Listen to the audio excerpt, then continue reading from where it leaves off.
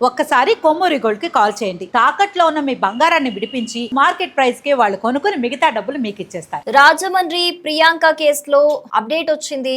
ఈ కేసు కి సంబంధించి రాజమండ్రిలో చాలా మంది స్టూడెంట్స్ ర్యాలీలు నిరసనలు చేస్తున్నారు. అయితే ఈ ఘటన 3వ తారీఖున జరిగింది. ఇప్పటికి 5 రోజులు గడుస్తోంది. ఇప్పటి వరకు పోలీసులు అంటే నిన్న 4 రోజులు అయిన తర్వాత వాళ్ళని అరెస్ట్ చేశారు, నిందితుల్ని. అయితే వీళ్ళు నామవరానికి చెందిన దస్వంత్, అండ్రు జోసెఫ్ గా అయితే తెలుస్తోంది.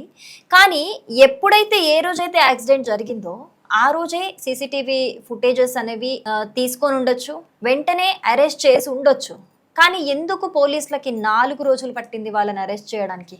ఇప్పుడు వాళ్ళు పోలీసుల కస్టడీలో ఉన్నారు సరే, కానీ 4 రోజుల వరకు ఎందుకు అరెస్ట్ చేయలేదు? ఇదే ఇప్పుడు విద్యార్థుల నుంచి పెద్ద ఎత్తున వినిపిస్తున్న మాట. వాళ్ళు చాలా నెగ్లెక్ట్ చేశారు, జస్ట్ ఒక కేసు ఫైల్ చేసి లైట్ తీసుకున్నారు పోలీసులు అని.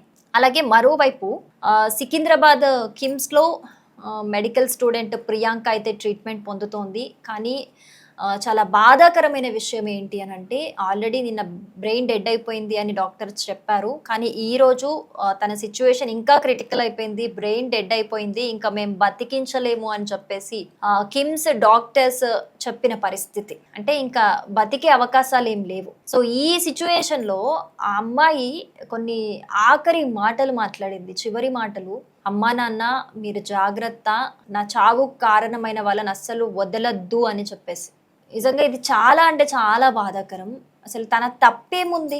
ఏదో సినిమా చూడడానికి వెళ్ళొస్తే చనిపోతామా ఎవరన్నా అనుకుంటారా?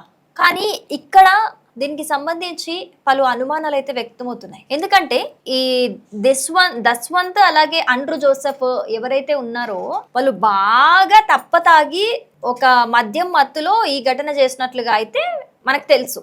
అసలు ఆ ప్రసాద్ ఆదిత్య మాల్లో అంత తాగిన వాళ్ళని లోపలికి ఎలా అలోప్ చేశారు? చెయ్యరు కదా. తాగిన వాళ్ళని ఎలా అలోప్ చేస్తారు లోపలికి? ఎందుకు అలోప్ చేశారు? అలాగే మరి ప్రియాంకకి వీళ్ళకి పాత పగలు కక్షలు ఏమైనా ఉన్నాయా? ఏమైనా పరిచయాలు ఉన్నాయా? ఇదేమైనా ప్రీ ప్లాన్డ్ గా చేశారా? ప్రియాంక మూవీకి వెళ్తున్న టైంలో తెలుసుకొని వాళ్ళు వాంటెడ్ గా వచ్చి చేశారా? అసలు ఎందుకు అంత కక్ష సాధింపు చర్యగా అంత తల మీద నుంచి కారు పోనించేంత పగేంటి? ఎందుకు చేశారు? ఎంత మద్యం మత్తులో ఉన్నా ఆ మాత్రం తెలీదా? కానీ దీనికి సంబంధించి పాత కక్షలు ఏమైనా ఉన్నాయా? దీని మీద అయితే ప్రస్తుతం ఇన్వెస్టిగేషన్ జరుగుతోంది. మరి దాంట్లో ఎలాంటి నిజాలు బయటపడతాయి అనేది అయితే తెలియాలి. కానీ ఏది ఏమైనప్పటికీ కూడా ఒక నిండు ప్రాణం అయితే బలైంది అని చెప్పుకోవాలి. ఏదో క్యాజువల్ గా ఫ్రెండ్ తోని మూవీకి వెళ్ళి వచ్చే గ్యాప్ లో అసలు అక్కడ పెద్ద గొడవ జరిగిన సిచ్యువేషన్ కూడా మనకు కనిపించట్లేదు. జస్ట్ పార్కింగ్ నుంచి వాళ్ళు బయటికి ఎగ్జిట్ అవుతుంటే జస్ట్ ఆ యాక్టివాని తాకినందుకు స్కూటీని వెనక్కి తిరిగి సీరియస్ అయింది అంతే. ఎవరైనా అవుతారు కదా, అది కామన్, అదేం పెద్ద చర్య కాదు. జస్ట్ అంత చిన్నదానికి వెహికల్ని గుద్దేసి ఆమె తల మీద నుంచి కారుని పోనిచ్చి అక్కడి నుంచి పరారయ్యేంత అంత కక్ష ఎందుకు? అంత పగెందుకు? అంటే వీళ్ళకి ముందే ఏదైనా పరిచయం ఉందా? కావాలని చేశారా? అసలు ఎవరు వీళ్ళిద్దరు? ఎందుకు వీళ్ళని పోలీసులు 4 రోజులు అరెస్ట్ చేయకుండా వదిలేశారు? ఇలాంటి ప్రశ్నలు ఇప్పుడు ఉత్పన్నమవుతున్నాయి. స్టూడెంట్స్ నుంచి పెద్ద ఎత్తున డిమాండ్ అయితే మనకు వినిపిస్తోంది. వైద్య ఆరోగ్య శాఖ మంత్రి సత్యకుమార్ గారు కూడా దీని మీద రియాక్ట్ అయ్యారు. నేను దీన్ని తీవ్రంగా ఖండిస్తున్నాను, నేను దీనికి సంబంధించి హోంమంత్రి అనిత గారితో కూడా మాట్లాడతాను అని చెప్పేసి ఆయన దీన్ని తీవ్రంగా ఖండిస్తున్న పరిస్థితి. అలాగే రాజమండ్రి ఎంపీ పురంధేశ్వరి గారు కూడా ఖచ్చితంగా ఈ కేసులో నిందితులకు కఠిన శిక్షలు పడే విధంగా చూసుకుంటాము అని కూడా చెప్తూ ఉన్నారు. కానీ నిజంగా వీళ్ళిద్దరికీ కఠిన శిక్షలు అంటే నిజంగా ఏదైతే ప్రియాంక చనిపోయే ముందు నరకం పడిందో అలాంటి శిక్షలు పడాలి. అలాంటి శిక్షలు పడితేనే ఇప్పుడు ఆమె ఆఖరి మాటలు చావు బతుకుల మధ్య ఉంది, ఇంకా బతకడానికి ఆప్షన్ లేదు అని చెప్పేశారు. చావు బతుకులు కూడా కాదు, ఇంకా నిండు ప్రాణం పోతున్నట్లే. మరి ఆ పోతున్న ప్రాణానికి న్యాయం జరగాలి ఖచ్చితంగా. స్టూడెంట్స్ ర్యాలీలు నిర్వహిస్తున్నారు, నిరసనలు చేస్తున్నారు, వాళ్ళందరూ కూడా ఒక మాట చెప్తున్నారు ఏంటంటే, ఇప్పుడు ఇలా ఈ నిందితుల్ని ఇలా వదిలేస్తే రేపు ఆ పొజిషన్ లో మేముండమని గ్యారంటీ ఏంటి? ఆ సిచ్యువేషన్ మా దాకా రాదని గ్యారంటీ ఏంటి అని చెప్తూ ఉన్నారు ఆ నిరసనల్లో. అలాంటి వాళ్ళకి ఏం చెప్తాం మనం చెప్పండి? ఒక మెడికల్ స్టూడెంట్కే ఇలా జరిగినా పట్టించుకునే నాదుడే లేకపోతే 4 రోజుల వరకు పోలీసులు వదిలేస్తే అరెస్ట్ చేయకుండా అంటే ఏంటి? ఇక్కడ చాలా అనుమానాలు వ్యక్తమవుతున్నాయి. మరి వాళ్ళు ఎవరైనా కావాల్సిన వాళ్ళ? ఎందుకు అలా వదిలేశారు? ఏమైనా కాపాడుతున్నారా? ఎందుకు కాపాడుతున్నారు?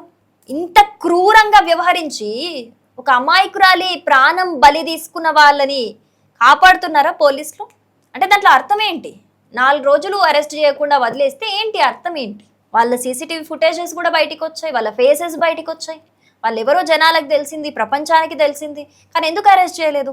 ఇవన్నీ కూడా ఇప్పుడు స్టూడెంట్స్ డిమాండ్ చేస్తున్నారు. ఖచ్చితంగా వాళ్ళని అరెస్ట్ చేసి కఠిన శిక్షలు వెయ్యాల్సిందే, మాకు ఖచ్చితంగా న్యాయం జరగాల్సిందే, ప్రియాంకకి న్యాయం జరగాలి. రేపొద్దున మా భవిష్యత్ ఏంటి?